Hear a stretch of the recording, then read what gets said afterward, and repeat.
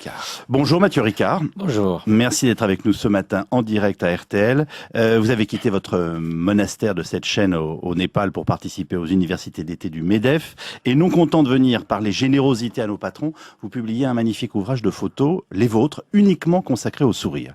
Est-ce que ça vous arrive de vous sentir décalé quand vous revenez nous voir ? Et non, comment voulez-vous être décalé quand on rencontre des êtres humains? Vous savez, le niveau fondamental, dit souvent le Dalai Lama, c'est d'abord, nous sommes des êtres humains.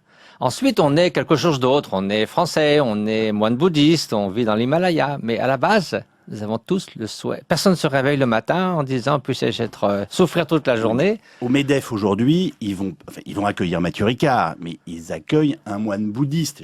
Oui, c'est un peu ça curieux. Ça va vous plaire, ce que je vais vous dire, c'est votre exotisme qui les intrigue. On trouve du Coca-Cola dans l'Himalaya et des moines bouddhistes au MEDEF. Mais en fait, je vais vous dire pourquoi. C'est quand même aussi beaucoup, à cause d'un certain engagement, pour l'altruisme, pour la générosité. Et justement, je participe à une table ronde sur la générosité. Et donc, voilà, moi, je me rappelle toujours la phrase du père Sérac qui s'occupe de 50 000 enfants dans le sud de l'Inde à 92 ans. Ce qui n'est pas donné est perdu. Et quand je suis au MEDEF, je pense à 15 000 enfants que nous essayons d'éduquer dans nos écoles dans l'Himalaya. Et voilà. Comment dire, c'est un petit peu comme votre robe Garance au milieu du studio RTL et juste après Marine Le Pen. Vous sentez bien qu'on vous regarde toujours avec curiosité. D'où il déboule, qu'est-ce qu'il va nous dire, qu'est-ce qui se passe. C'est vrai que la robe c'est un peu un drapeau ambulant, mais ce qui compte c'est l'être humain. Remarquez, sur fond RTL ça va très bien. Hein, mais l'habit ne fait pas le moine, disons. Mais oui. Ce que compte, je crois que c'est le cœur qu'on donne aux choses. Personnellement, la plus grande joie que j'éprouve, c'est celle de me mettre au service des autres. Comment ils vous accueillent, les patrons ?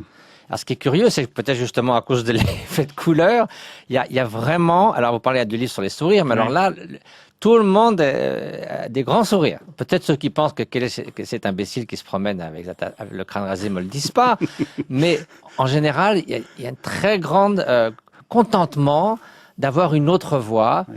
Hier, il y avait Jean Vanier qui a fondé l'Arche. Je crois que ça fait tellement de bien de se relier à cette humanité. Et là aussi, sincèrement, vous venez débattre et discuter avec eux ou vous faites, ce qui est tout à fait noble d'ailleurs, de la retape pour vos associations, en l'occurrence votre association Karuna Setchen. Vous savez, c'est toujours un aspect double et en fait, ça revient au même. Parce que parler, inspirer la générosité, hein, et comme disait le père Sérac, ce qui n'est pas donné est perdu. Coluche disait, l'argent ne fait pas le bonheur des pauvres.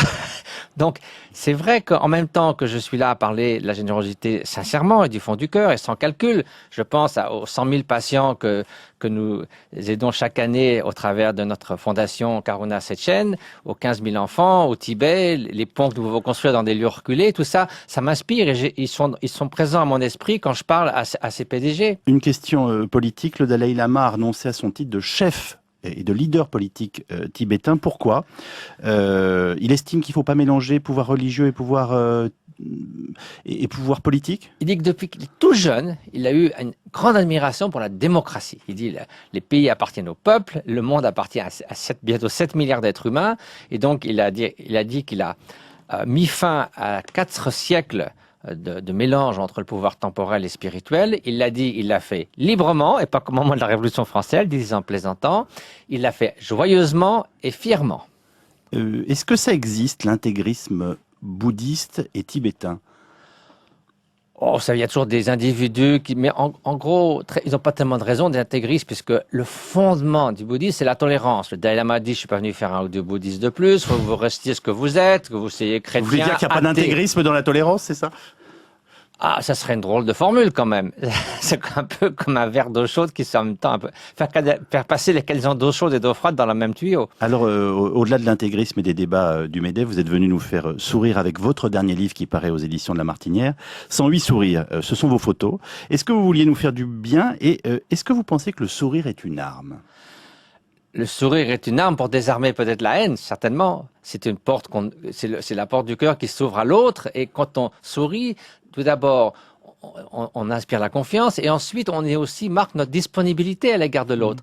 Alors c'est vrai qu'il faut montrer les images de souffrance, de massacre, de famine, mais on en voit tellement. Mais il faut aussi redonner de l'espoir. Il y a quand même un trésor de bonté qui peut venir à la surface chez chacun d'entre nous. Et c'est vrai que le sourire, c'est une sorte de printemps du cœur. Et quand on peut l'exprimer, c'est ça qui fait que les êtres peuvent communiquer et même que l'enfant reconnaît sa mère. Je crois que c'est Virgile qui disait « Enfant, apprends à connaître ta mère en lisant le livre de son sourire ». Avant de nous séparer, est-ce que vous avez quelque chose à dire à nos auditeurs d'RTL pour qu'ils démarrent leur journée avec le sourire, Mathieu Ricard?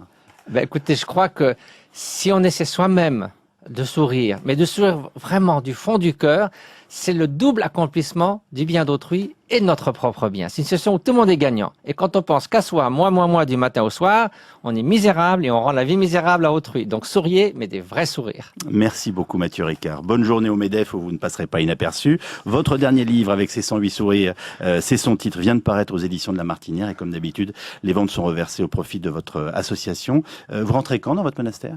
Fin septembre. Bonne journée à vous, bonne journée à tous Vincent. Bonne journée à vous, Yves Calvi. En tout cas, le sourire, ça s'entend aussi. À la radio, on l'a noté ce matin sur RTL. Et c'est vrai qu'ici, autour de la table, tout le monde a la banane. Voilà, on se sent bien.